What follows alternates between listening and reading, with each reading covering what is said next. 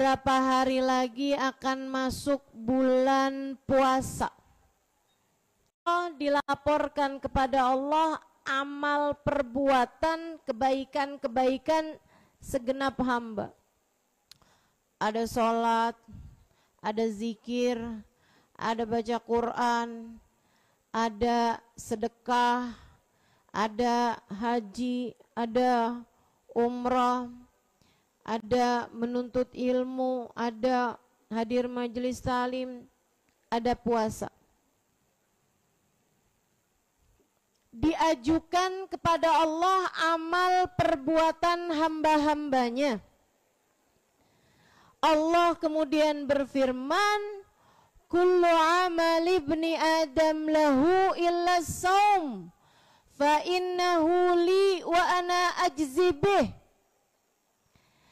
Ketika diajukan semua amal perbuatan manusia, Allah bilang semua amal perbuatan tersebut buat mereka, buat hamba-hambaku, kecuali puasa. Puasa mereka untukku, akulah sendiri yang akan memberikan balasannya. Kemudian keterangannya berlanjut, uridat a'malul ummah ilan nabi Muhammad sallallahu alaihi wasallam. Amal perbuatannya umat diajukan kepada Nabi besar Muhammad.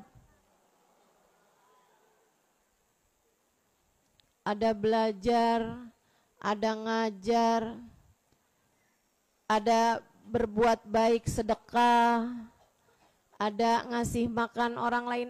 Amal perbuatan umat Islam diajukan kepada Nabi Muhammad. Nabi kemudian berkata, bersabda, semua amal perbuatan tersebut untuk mereka, untuk umatku, kecuali sholawat, ia adalah untukku. Jadi Bu, Dek, yang ke Allah kembalikan semuanya, yang diambil hanya puasa. Yang ke Rasulullah kembalikan semuanya, yang diambil hanya sholawat. Apa artinya? Artinya adalah bahwa amal perbuatannya umat ini yang paling tercinta di sisi Allah adalah puasa. Yang paling tercinta di sisi Rasulullah adalah sholawat. Artinya, kalau kamu kepengen dicinta oleh Allah, maka perbaguslah puasa. Kalau kamu kepengen dicinta oleh Rasulullah, perbanyaklah sholawat. Dan kalau kamu bagus dua-duanya, dan kalau kamu bagus dua-duanya, banyak dua-duanya, maka kamu layak menjadi seseorang yang tercinta di sisi Allah, tercinta di hadapan Nabi besar Muhammad. Sehingga sekalian yang saya muliakan, Allah tuh suka bener sama puasa. Kenapa puasa jadi amal paling disuka sama Allah? Sehingga sekalian yang saya muliakan, satu, karena puasa itu gampang ikhlasnya, nggak gampang kelihatan puasa itu. Betul? Ini kayak lagi kumpul semua begini nih. Kalau ada yang berdiri kelihatan apa nggak kelihatan? Kelihatan. Kalau ada yang lagi berzikir, bertasbih gitu, kelihatan apa nggak kelihatan? Kelihatan. Kalau ada yang lagi sholat, tiba-tiba berdiri dia sholat gitu, kelihatan apa enggak? Tapi kalau ada yang puasa, apa yang nggak puasa nih, kelihatan apa nggak kelihatan? Nggak kelihatan. Nggak kelihatan. Karenanya puasa itu ibadah yang lebih gampang ikhlasnya semestinya. Kalau enggak diceritain. Karenanya aneh kalau ada orang puasa tapi suka cerita-cerita. Puasa se-RW, se-RT tahu semua. Bahkan sekarang udah enggak terima se-RT, se-RW, Bu. Semedia sosial tahu semua. Indahnya buka puasa bersama My Hubbi. Hari Senin gini nih. Nulis statusnya begitu. Sehingga sekalian saya muliakan, tar jam 3 pagi jangan lupa sahur ya guys.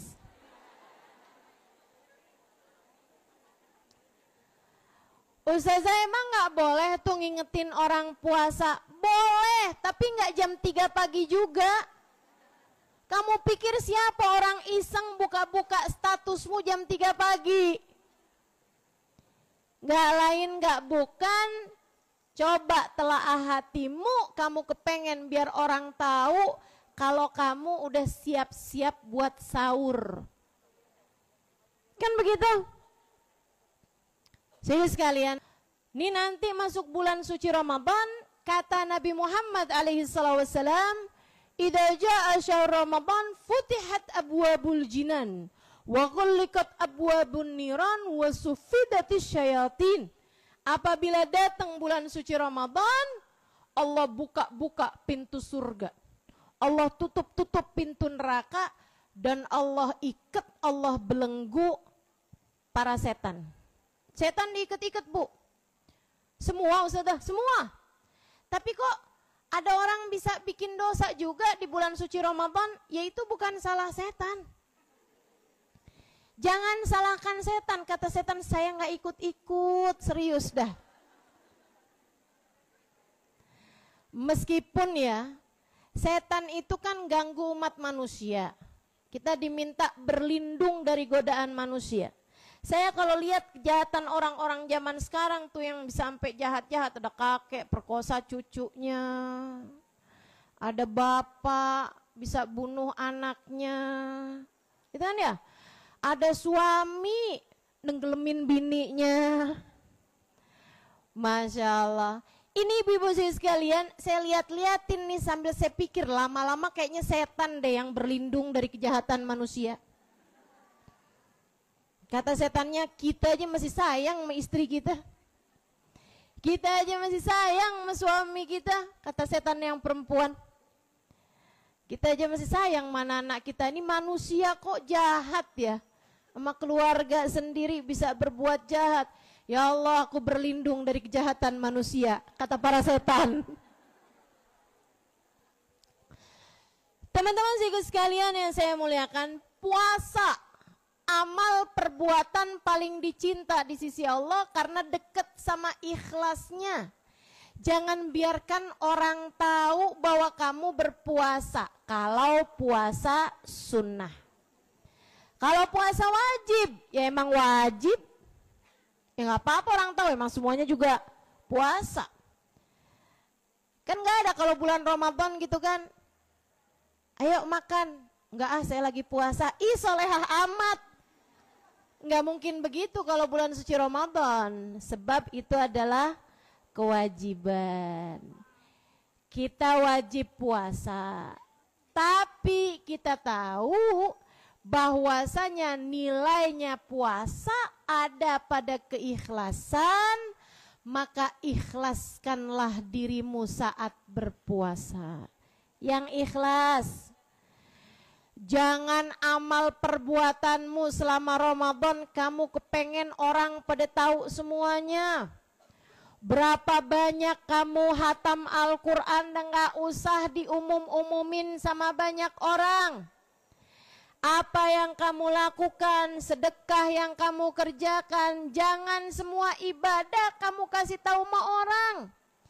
Sehingga sekalian, dan jangan berpikir, tenang aja saya mah, ibadah saya kasih tahu orang juga hati saya mah tetap ikhlas, nggak ada bedanya. Enggak Bu, enggak dek, enggak kak.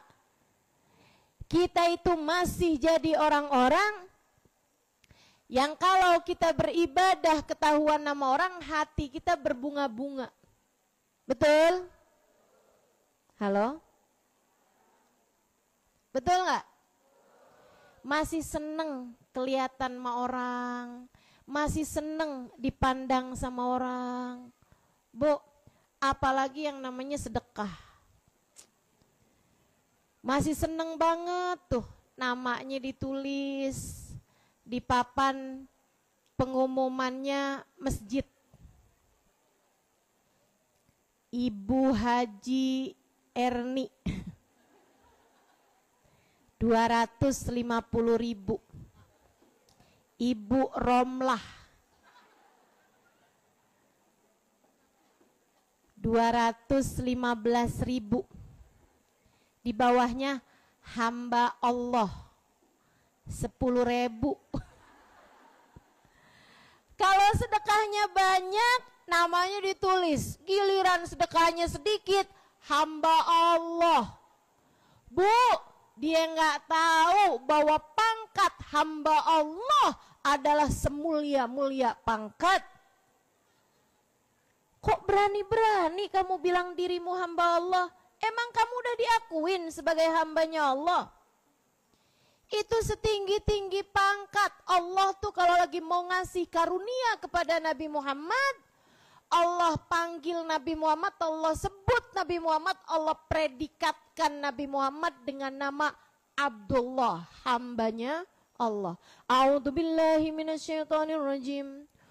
Subhanalladzi asra bi abdihi lailan minal masjidil harami ilal masjidil aqsa alladzi barakna haulahu linuriyahu min ayatina.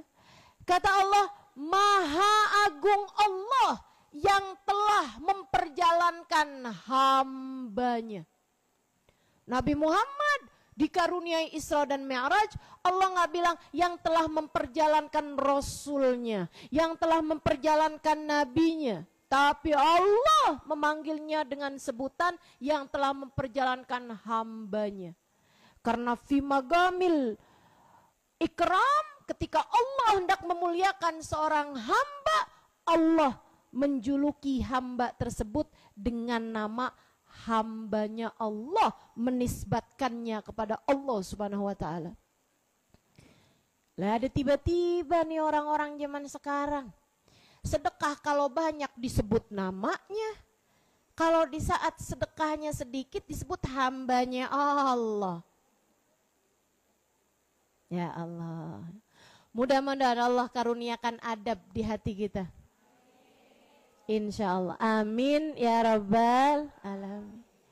Jadi teman-teman saya sekalian, puasa jadi amal ibadah paling dicinta, paling disuka di sisi Allah Subhanahu wa ta'ala, karena keikhlasannya. Karena puasa tuh nggak gampang ketahuan, nggak gampang kelihatan. Ini kayak beginian nih, yang puasa nggak kelihatan teman-teman. Kalau ada anak puasa masuk kamar mandi, dia minum, keluar nggak ketahuan, nggak kelihatan. Ada yang pernah begitu? Zaman waktu kecil? Nggak kecil sih Ustazah, tahun kemarin lah.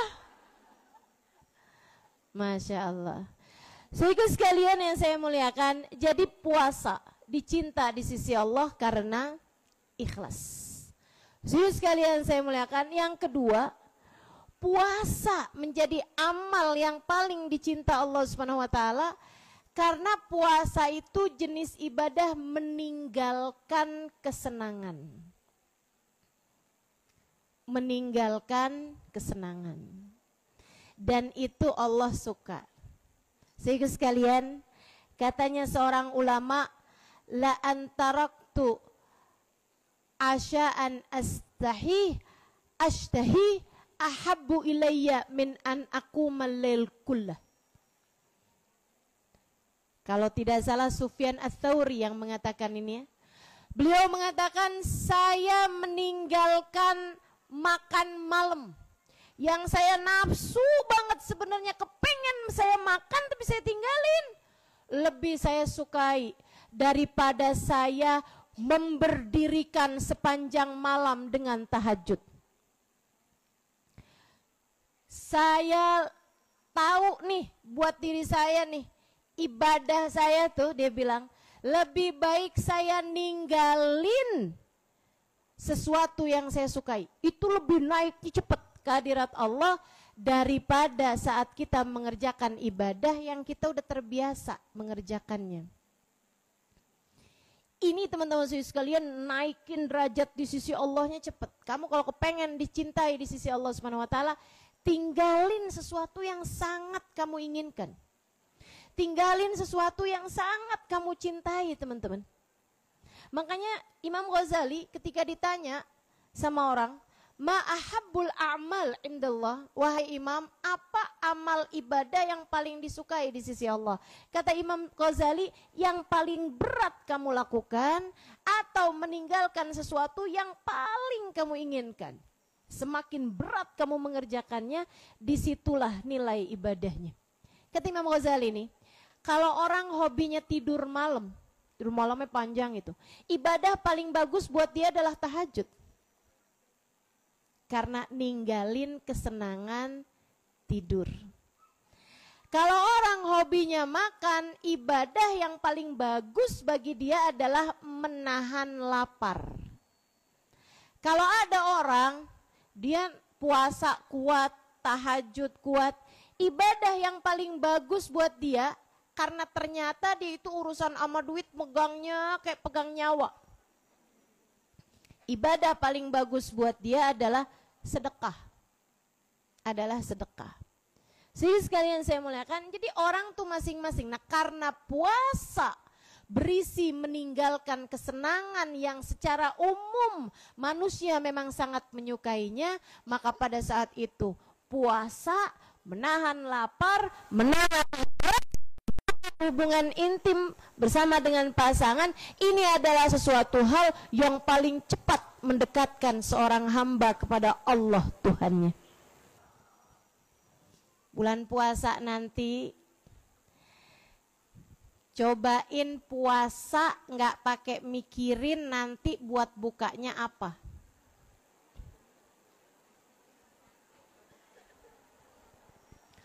Cobain puasa yang kamu kalau mikir kepengen ini, jangan dibikin, jangan dimasak, jangan dibeli, yang lain aja. Sehingga sekalian, kalau lagi puasa itu Bu, kamu nggak usah mikir-mikirin makanan yang enak apa, minuman yang enak apa. Emang yang namanya puasa mah yang nggak enak aja jadi enak kok. Betul? Sedikit sekalian yang saya muliakan, kalau lagi puasa nggak usah mikirin mau makan ini, mau minum ini gitu. Es teh manis panas, oh nggak ada dong. Nggak ada dong, masa es teh manis panas? Kalau es ya dingin ya kan. Sehingga sekalian, teh manis panas di waktu maghrib, waktu bulan puasa rasanya beda. Betul apa enggak? Orang tuh kalau lagi puasa tambah semakin lapar, itu sebenarnya Bu ya, sebenarnya itu tuh seharusnya nggak punya banyak pilihan. Lapar itu deket aja kok. Urusannya cuman antara mulut kamu sampai ke tenggorokan. Rasa tuh urusannya cuman deket aja antara mulut ke tenggorokan. Yang punya banyak pilihan itu adalah otakmu sendiri. Sementara rasa kenyangnya itu perut kamu tuh nggak punya banyak pilihan, teman-teman. Dia mah dimasukin apa aja, apalagi lagi lapar, yaudah gak, masuk aja tuh. Masuk aja. Teman-teman sekalian yang saya muliakan, yang jauh itu kan seleramu, yang jauh itu hawa nafsumu. Sebenarnya laparnya sendiri tuh deket aja gitu. Jadi udah gak usah nyari-nyari nih kayaknya hari ini enaknya pastel, lontong, sambusa, es teler, bakso, Masya Allah, kolak. Teman-teman sekalian yang saya muliakan, enggak gitu caranya puasa.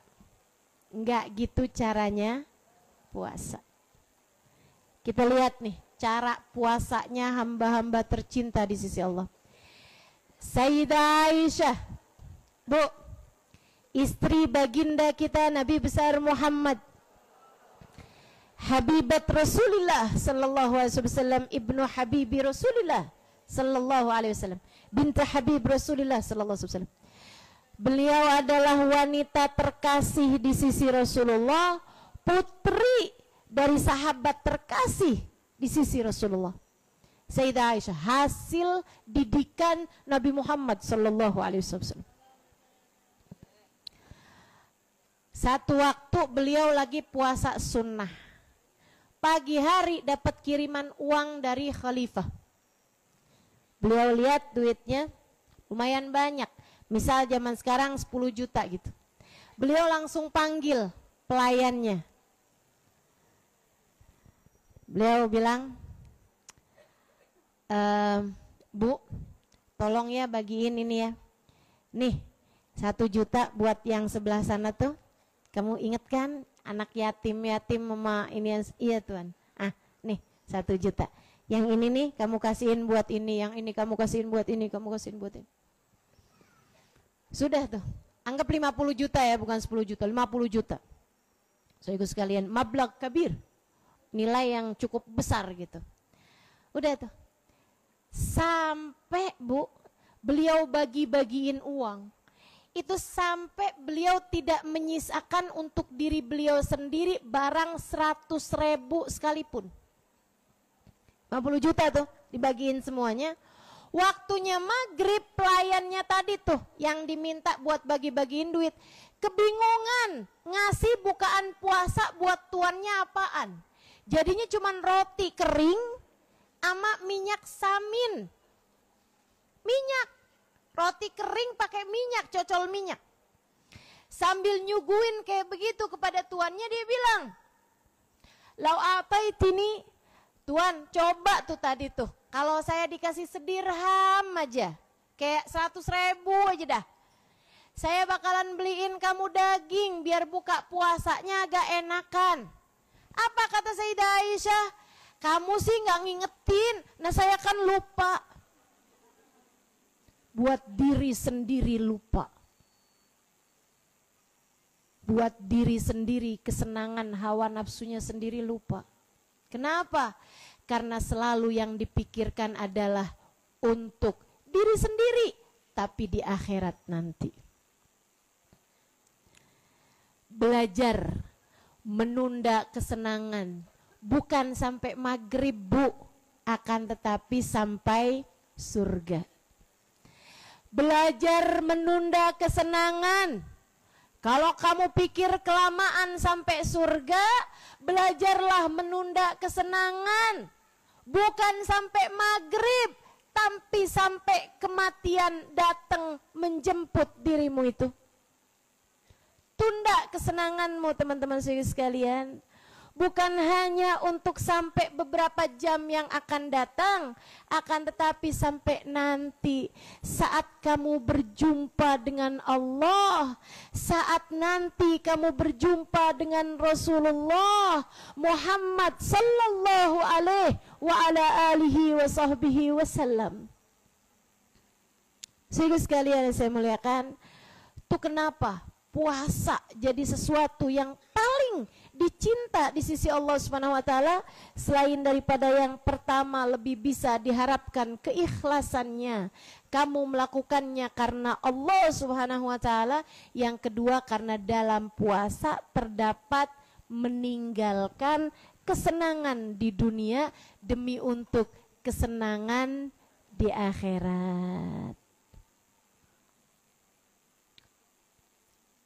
Dan yang terakhir, kenapa puasa jadi amal ibadah yang paling disuka di sisi Allah? Kita masih mau bahas tentang sholawat. Kalau ibu-ibu masih mau dengerin, insya Allah ya.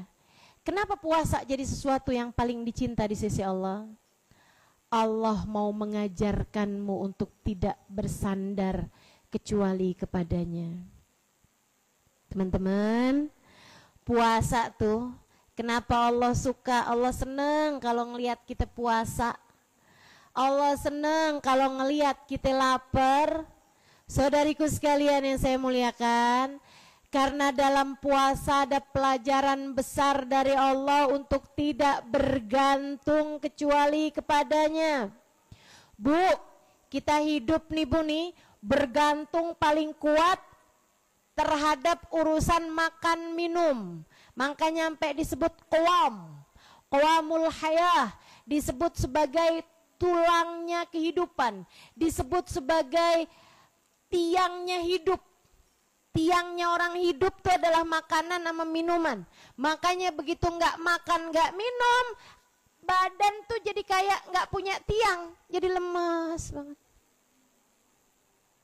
Kalau lagi lapar kan kamu nggak bisa tegak tuh badannya, gitu ya. Sandaran manusia tuh paling utama adalah urusan makan sama minum. Orang kalau nggak makan Bu, mati. Betul apa enggak? Orang kalau nggak makan nggak minum mati. Kamu kan kayak begitu tuh. Kalau jam segini kamu belum sarapan udah panik. Kayaknya saya mau mulain agak nanar-nanar nih penglihatan. Kayaknya saya kayak hampir pingsan deh. Kenapa soalnya? Saya belum sarapan. Kan begitu? Ibu-ibu sekalian, betapa paniknya kita sama urusan makan minum kita anggap sebagai sandaran kita paling utama, sebagai pegangan kita paling utama. Aku tanpamu mati. Kita ngomong sama makanan, sama nasi. Sehingga sekalian saya muliakan, kamu pisah sama seseorang gitu kan, kamu takut. Tapi lebih takut lagi sebenarnya pisah sama makan Bu. Betul? Betul? Ibu-ibu, teman-teman, saudariku sekalian saya muliakan, kalau kamu inget-inget tuh ya, kita nih sama urusan makanan tuh kan kayak kebergantungan. Nah, nih lebih tepat nih. Kebergantungan kita terhadap urusan makanan. Allah tuh ibu-ibu sekalian, kenapa seneng banget sama puasa? Karena Allah dalam puasa mau mengajarkan kita, kamu tuh dalam hidup tidak sebegitunya bergantung sama makanan. Kamu tuh dalam hidup bergantungnya adalah kepadaku, bukan kepada makanan. Maka sekalian saya muliakan, itu sebabnya kenapa puasa jadi sesuatu yang paling dicintai sama Allah. Dah puasa kali ini, gak usah cari minuman-minuman enak. Dah puasa kali ini, gak usah pakai segala daftar bukber hari ini di restoran mana, bukber yang besok di instansi mana, gak usah. Udah, yang pasti-pasti aja, jadikan puasamu sebagai waktu antaramu dengan Allah Subhanahu wa ta'ala. Tidakkah kamu ingin ada puasa Ramadanmu yang setiap harinya ada linangan air mata, kamu menangis karena malu kepada Allah atas waktumu dalam hidup yang kamu buang sia-sia tanpa ada hati yang teringat padanya? Tidakkah kamu ingin ada satu Ramadanmu yang menjadi perbaikan hubungan, yang menjadi sarana PDKT, sarana pendekatan antaramu dengan Allah Subhanahu wa ta'ala? Bukankah yang kamu cari adalah cintanya? Maka puasa Ramadan adalah saat-saat paling intim dirimu untuk mendapatkan pandangan cinta darinya. Saudaraku sekalian yang saya muliakan, tidakkah kamu ingin agar ada satu Ramadanmu kamu tenggelam dalam kamu mempelajari firman-firmannya? Surat cinta yang dia kirimkan untukmu, 30 juz Al-Quran yang selama ini kamu tinggalkan. Tidakkah kamu rindu untuk kembali membaca firman-firmannya? Ramadan adalah bulan cinta. Jangan mau jauh-jauh kamu darinya. Bulan cinta antaramu dengan Allah Subhanahu wa ta'ala. Saudaraku sekalian, maka Ramadan, datanglah kepada Allah sepenuh cinta.